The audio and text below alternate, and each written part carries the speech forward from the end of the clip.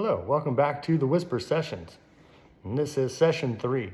In today's episode, we're going to be introduced to Lilly Grace, a 15-year-old girl who finds herself entangled in a web of deceit and a child sex trafficking ring as we go through the novel Whispers Among the Blossoms. But how does she get there? And who is Lilly Grace? So Lilly Grace is a 15-year-old girl, and we're introduced to her actually on her 15th birthday. And what we find in chapter 3 is that she comes from a very broken home. So she has a mother and 2 brothers and a stepfather. And what we learn in chapter 3 is the relationship between her mother and her stepfather is not a positive relationship, nor is it a positive environment for the children to grow up in. And there's a significant amount of abuse, mental, physical, and as we learn in chapter 3, even sexual abuse. So I'm going to start with a short reading in chapter 3, and then we'll talk about a few things. So starting on page 16 in chapter 3, Lilly Grace carefully entered the house and heard an argument coming from the master bedroom. This is Lilly Grace coming back from school on her 15th birthday. Her mother burst out of the room, her hair disheveled and still wearing the same sweatpants from the morning. Lilly Grace stood near the front doorway as her stepfather stomped down the hallway after his wife. "We ain't through with this," he said, extending his hand towards her. Lilly Grace watched her mother stop as she stood near the kitchen sink and turned toward her daughter. She could see the anger in her mother's eyes. Her stepfather entered the kitchen. He gripped his fist and his body tightened. "What are you going to do? Hit me?" Ava snorted. "Do it." She paused. "You're a fucking coward." Her stepfather reached back and with an open palm, he slapped her across the face. The noise rang throughout the house. Ava held her hand to the side of her cheekbone.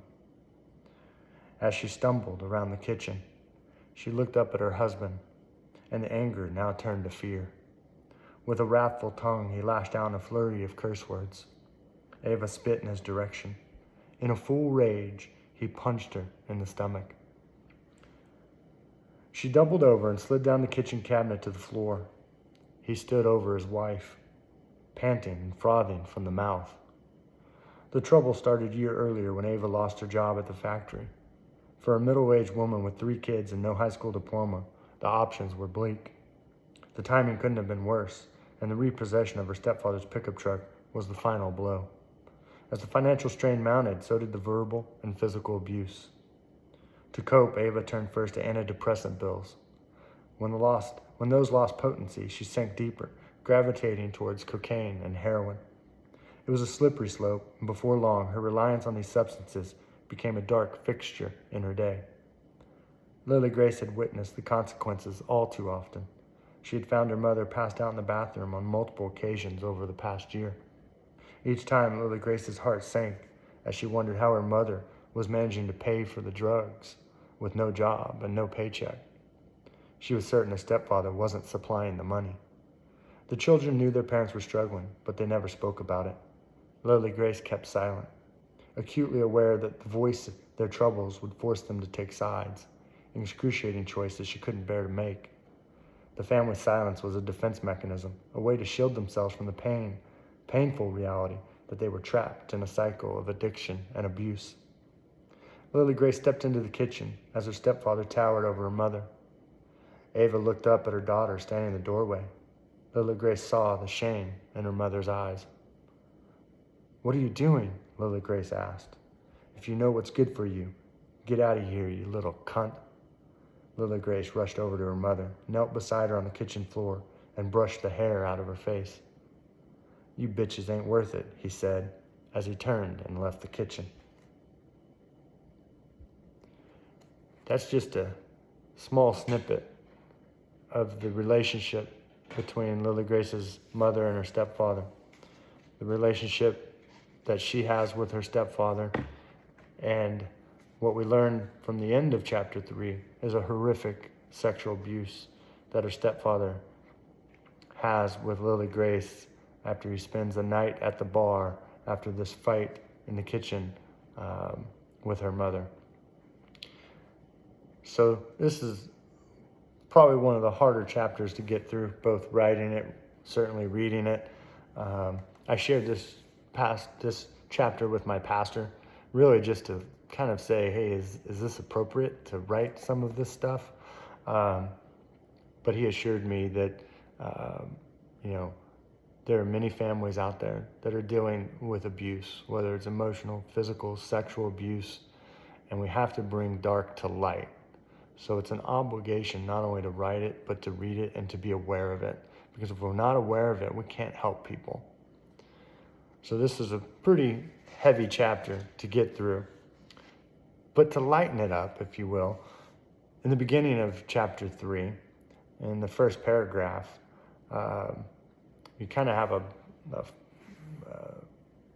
a glimpse in the past, a few months back, with Lilly Grace on the porch with her stepfather.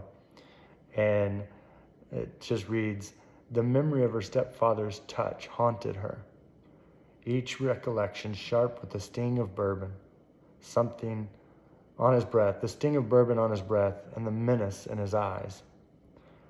I just want to touch something pure, something untouched," his voice from the summer whispered in her mind, a chilling reminder of her helplessness. So it's obviously dark.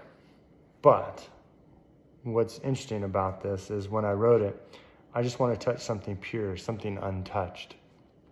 So my wife in high school was a CNA, and she worked in a nursing home while she was in high school. And there was an old man, and my wife tells this story, and it's quite funny coming from her, but imagine a 17, 18-year-old girl working in a nursing home with an old man, and she's standing next to him on the bedside, and the old man actually said to her, as he touched her backside, and she looked at him, he said, "I'm sorry, I just wanted to touch the fuzz on the peach." That story has stayed with our family for many, many years, as it's been recounted numerous times.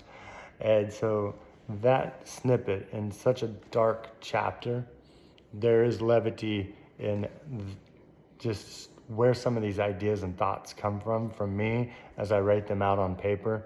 And so that was an homage to my wife and the experience she had working in a nursing home with some old man as he kind of groped her.